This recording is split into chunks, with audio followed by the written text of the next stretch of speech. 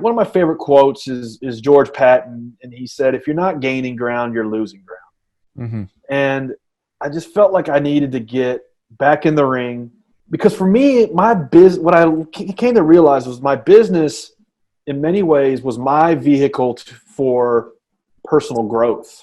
Mm-hmm. I would never, ever be who I am today if my businesses had not forced me to become it. Whether it be the type of leader that I've kind of tried to grow to be, type of Mm-hmm. manager that I've grown to be, so many skills I picked up along the way because my businesses required it of me.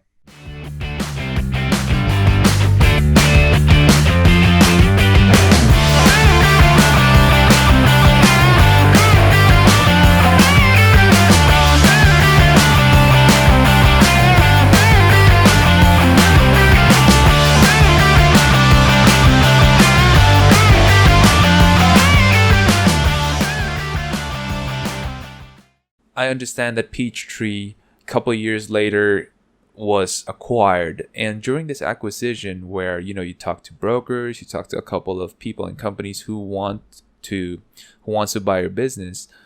Well, how did you keep your culture intact? Because I imagine some people will be wondering, oh, okay, what's going to happen to us? Because Bryan's going to sell the entire business to some other company, some other individual, and we're going to have a new boss, new management, and there might be people who'd be anxious about it. And how did you go about it? How did you appease that and go through the sale as peaceful and as smooth as possible?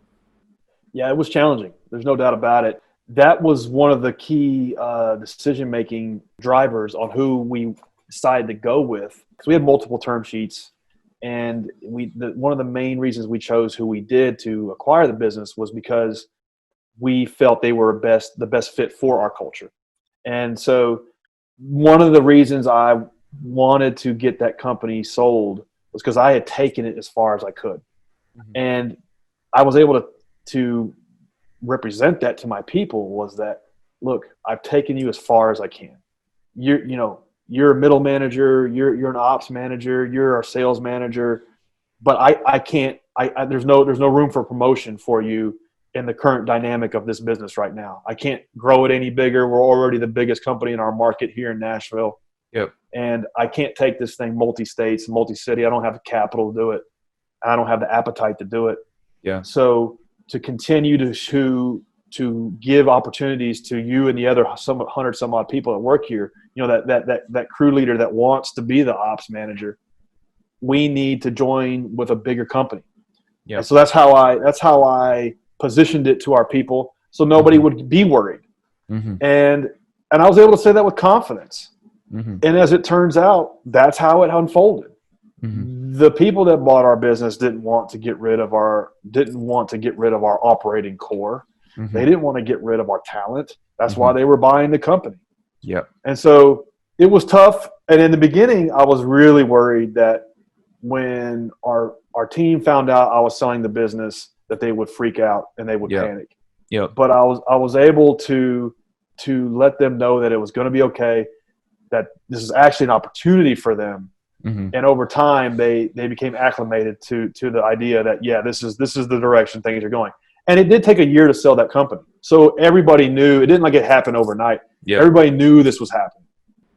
Did you first over-communicate to them what was going to happen before you started talking with brokers, or did you talk with brokers ahead of time? The latter. I didn't want to rock the boat until I knew this thing was going to happen. Right. So it wasn't until we had some interested parties, because I wasn't entirely certain that I was going to sell the company. I was going to try to, but you just never know about these things. And it wasn't until it looked like, okay, this is going to happen, that I then began to prepare everybody that, look, there's going to be some changes, but it's for the better. Right. And it's tough selling your first baby, right? Because you started this young, very early on. You're 17 years old. This is like the thing that propelled you to having capital to start your next company. A lot of entrepreneurs have their identity intertwined with their first startup. I wouldn't deny that. I started up SEO Hacker, and when you say at least here in the Philippines, when you say Sean C, people think SEO hacker. So it's tough selling that business. And so I'm wondering, why would you sell a business and you started bootstrapped? So, and the question that I have right now is, there are some entrepreneurs who are thinking, should I bootstrap my business? Should I ask money from friends and family, or should I loan from the bank to start and capitalize my business? A lot of people are asking that. What is your advice to people who are wondering if they should bootstrap and start, just self-fund, use whatever capital they have to start their business, or take a loan from the bank, from friends and family, and start it bigger and grow it faster? All I can tell you is what worked for me. And what worked for me was building a profitable business and growing the business from its own revenues and avoiding debt at all costs. I listened to Dave Ramsey from the time I was in my teenage years, all through my college years. While I was mowing yards, I had a headset, and I would listen to like Dave Ramsey 4 or 5 hours a day on talk radio. Mm-hmm. So his methodology of growing your business debt free was just beat into my head, and that's the way I built it. And it was slower, it was harder, it was not as fun. Couldn't move as fast as I wanted to. Had to buy used equipment rather than new equipment. But in many ways, that was one of the main reasons why my business was sellable. Yeah, was because it didn't have any debt. I had competitors in my industry that were trying to sell their companies for $22 million, and they had $19.5 million in debt. Oh, wow. And not a sellable business. That sucks. Yeah. Right. Because it just comes right in, it goes right back out. And so my business was debt free when we were acquired. And in many ways, that's why we were able to sell. And so for me, it worked. Now, if there's just some businesses you have to take on debt to get them going, or you have to take on angel investors or venture capital. I get that.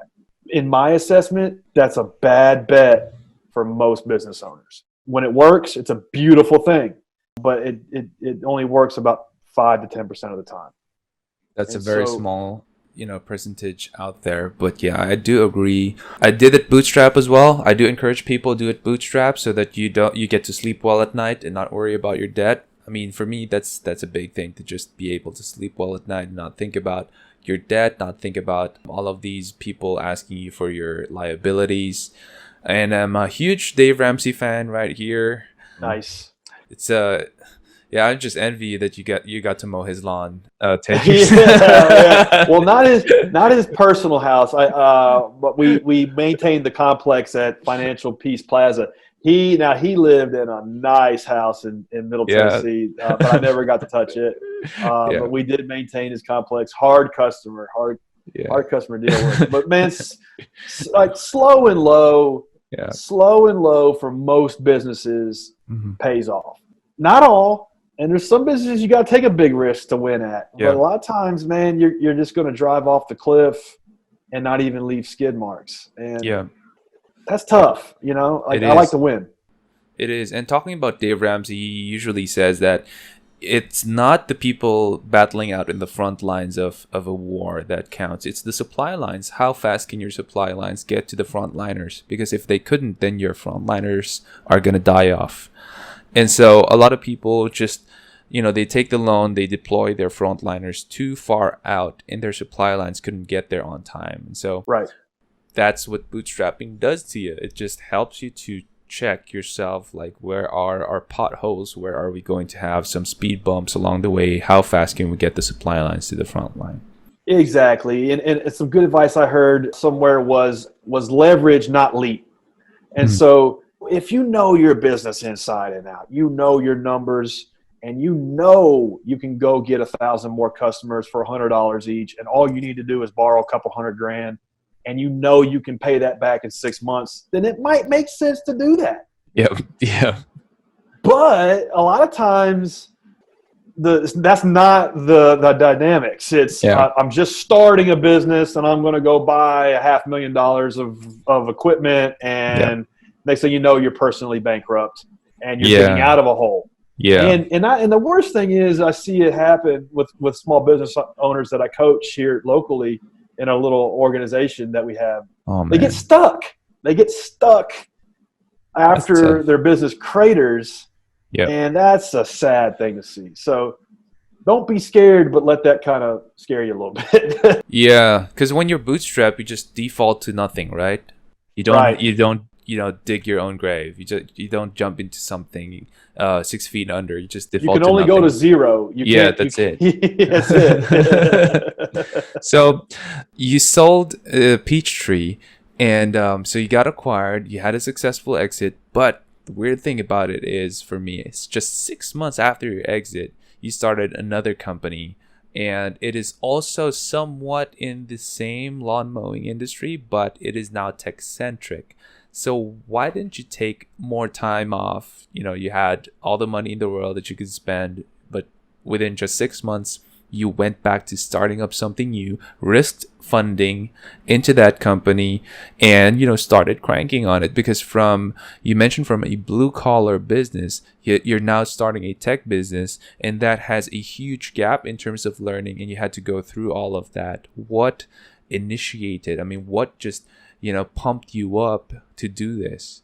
I guess when I sold my business, I spent 15 years building it. It was my identity, like you made a point earlier. Like it very much was who I was as a person. I felt almost like I had lost my identity, and it really felt empty inside. I felt hollow, almost like maybe like a pro athlete feels when they can't play anymore. Is kind of how I imagined it would feel. Yeah. And I did take a couple months off, 6 months. I did some traveling, but it's like one of my favorite quotes is George Patton, and he said, "If you're not gaining ground, you're losing ground." Mm-hmm. And I just felt like I needed to get back in the ring, because for me, what I came to realize was my business, in many ways, was my vehicle for personal growth. Mm-hmm. I would never, ever be who I am today if my businesses had not forced me to become it.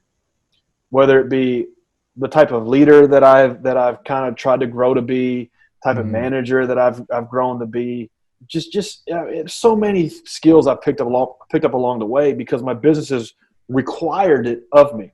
Mm-hmm. And I missed that. I missed having that. And so I thought, okay, I'm going to start another thing.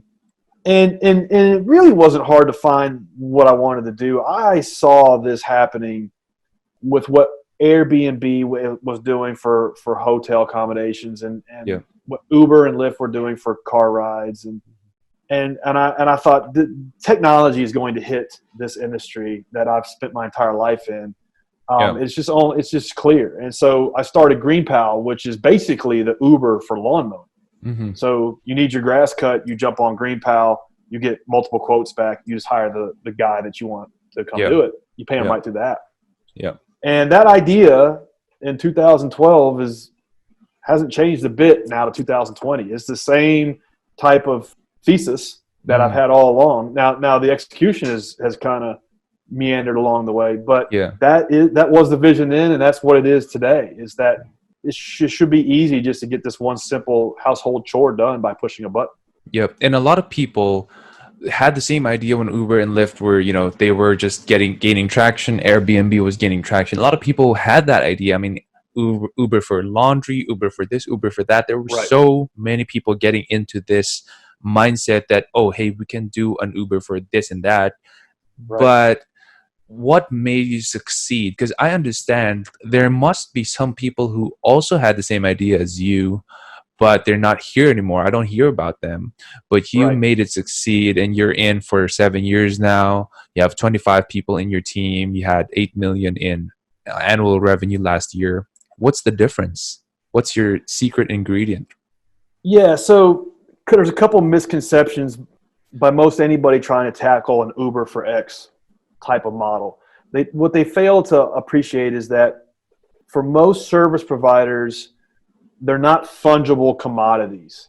Meaning, let's say your Uber driver, you really don't care if it's the same driver every time it picks you up. Matter of fact, you don't care. You just want the cheapest price. Yeah. Grass cutting, lawn care, yard maintenance, landscaping is not like that. You want to audition somebody who's really who's good, who's going to come out and earn your business and take care of your property for you, and you want to develop a relationship with them over a long period of time, because there's all this nuance around your home that you want them to know, and you don't want to go over every single time the service provider comes out.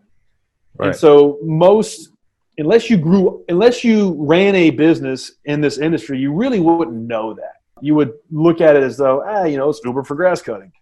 So we knew that day one. And so we built a bottom-up marketplace where homeowners can get multiple quotes from service providers in their town and then hire the service they want to work with through our app and pay them and schedule them and rate them all through the app or website.